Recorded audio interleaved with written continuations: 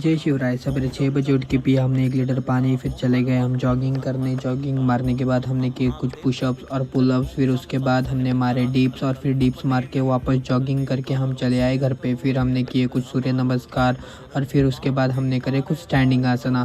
फिर स्टैंडिंग आसना होने के बाद हमने खींची रस्सी। फिर रस्सी खींच के खोदा खड़ा। फिर उसके बाद हमने की जलनीति पिया हमने 1 लीटर पानी। पापा के साथ कुछ कुश्ती खेली और फिर उसके बाद बैठ गए संध्या वंदन करने।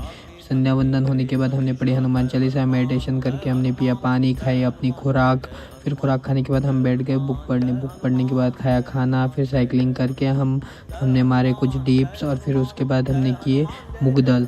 फिर मुगदल होने के बाद हम तैयार हो गए अपनी संध्या वंदन के लिए। संध्या वंदन करके हमने पढ़ी भगवत गीता, करी अपनी जपमाला। फिर भगवत गीता पढ़ने के बाद हमने पढ़ी हनुमान चालीसा और फिर उसके बाद बैठ गए अपना ध्यान करने। ध्यान होने के बाद हमने खाया खाना और ख़त्म।